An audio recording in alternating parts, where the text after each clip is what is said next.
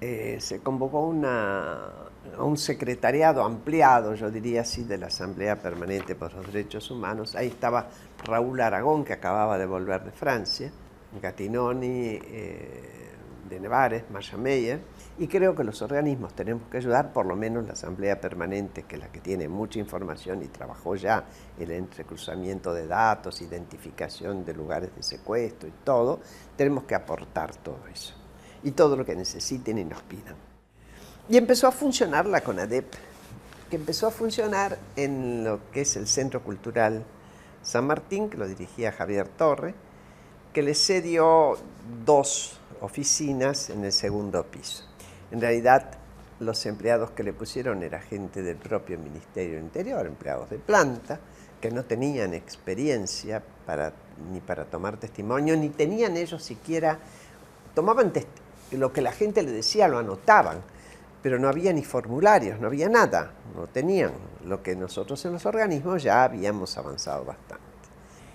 Y me dediqué a armar la Secretaría de Denuncias. Para eso, por cierto, visité a todos los organismos y les pedí que colaboraran, que mandaran su mejor gente, la gente que más sabía del tema, que estaba más acostumbrada a tomar testimonios y todo, para que se integrara.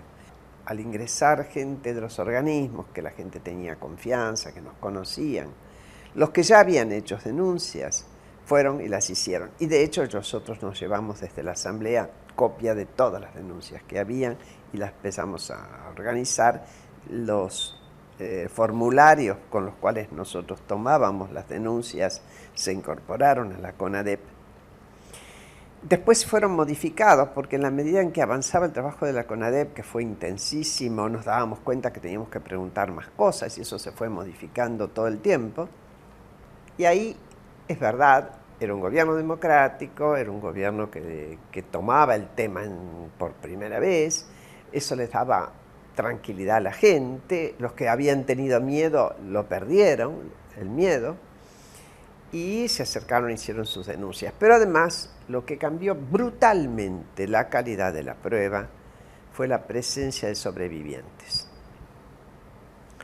Nosotros habíamos manejado unos 70 testimonios que se habían dado en el año 79, cuando salió la gente de la ESMA o fueron liberados algunos de Córdoba. Ya en la Asamblea Permanente lo que habíamos hecho es decir, bueno, a ver, ¿qué testimonios tenemos? Tenemos de la ESMA, tenemos de la Perla en Córdoba, un poco del Banco, el Olimpo y el Atlético, muy poquito de Campo de Mayo, el testimonio de Juan Carlos Scarpati. Bueno, usemos al centro clandestino como un imán. Ubiquémoslo geográficamente, pongamos ahí los testimonios de los sobrevivientes y qué nos dicen los sobrevivientes de las denuncias que tenemos por otro lado. Cuando nos dicen, ahí estuvieron, yo sobreviviente digo, estuve en la Escuela de Mecánica de la Armada y por ahí vi pasar a Vengano, fulano y todo eso, bueno, busquemos en nuestras denuncias y pongámoslos. De eso, ¿qué dice el sobreviviente? Dice que lo mataron, dice que lo trasladaron. ¿En qué fecha? Más o menos en tal fecha. ¿Qué dice el sobreviviente de quiénes eran los represores que estaban ahí? A veces daban nombre y apellido, a veces un sobrenombre. ¿Qué podemos averiguar nosotros de los responsables de esos centros clandestinos? Aquellos que habían sido nombrados y que aparecían en los diarios en los distintos años. Y por abajo estaban los clandestinos, que aparecían por los testimonios. Esto, que ya lo habíamos hecho en la PDH, que teníamos identificados distintos, porque teníamos identificados como 200 centros clandestinos de mayor envergadura mínima y mayor como era la ESMA, cuando aparecieron los sobrevivientes que habían estado desde detenidos de 1 hora hasta años, fue masiva la incorporación de pruebas. Por eso fue imposible aplicar la obediencia debida hasta después de Semana Santa, porque la densidad de las pruebas era muy grande, muy grande. Cuando nos dimos cuenta de eso, empezamos a armar las causas a partir de esa metodología. ESMA 1, porque hubo varias presentaciones sobre la Escuela de Mecánica de la Armada, que le llamábamos ESMA, ESMA 1, ESMA 2, ESMA 3, en la medida en que recibíamos más testimonios, que ya no eran solamente de los clásicos que se habían presentado en Francia, ya eran los que venían ahí. Esa misma gente que hasta viajó y otras que se presentaron voluntariamente. Y así sucesivamente con distintos centros clandestinos, donde incorporamos otra cuestión, que fue que dieran testimonio ante un arquitecto que dibujaba los planos, que la gente relataba de memoria. A veces se llegaban a poner, se vendaban los ojos para poder imaginar. Y con esa gente con la que aceptó, y la que trabajamos bastante tiempo en la Escuela de Mecánica, hacíamos una inspección en el lugar. Iba alguien de la CONADEP, se iba con el arquitecto para comprobar el plano y se iba con un fotógrafo que tomaba fotografías. La CONADEP tenía que terminar a los 6 meses y dar un informe. Para cuando llevábamos adelante nos dimos cuenta que no llegábamos ni a trabajar ni una parte de toda la información que teníamos, porque en la medida en que avanzábamos aumentaba la información de manera exponencial. Había testimonios que duraban 2 días, cuando era mucho el material. Y terminamos armando especialistas en centros, que conocían el centro como si hubieran estado adentro.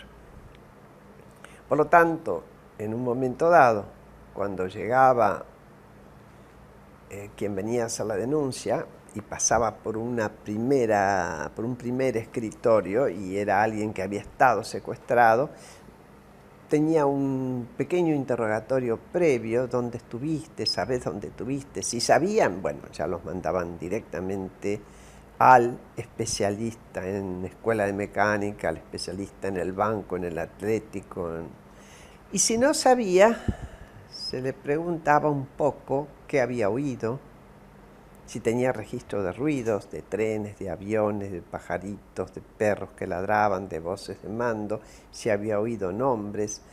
Tuvieron el coraje de volver a entrar en los centros clandestinos. Nunca voy a olvidar uno de ellos. Siempre hubo muchos casos que cuando llegamos a los calabozos del centro clandestino que está en La Richieri, que cualquiera puede ver a la derecha cuando va para Ezeiza, que fuimos a los calabozos y estaban pintados a nuevo, claro, y uno de ellos se tiró boca abajo y entró a rascar la pintura y dijo: acá está la pintura de verdad, y a ver si están mis iniciales. Y levantó la pintura y encontró sus iniciales, con la gente que hasta se había puesto vendas para caminar los pasos y decían: acá había una puerta, y teníamos una pared ciega.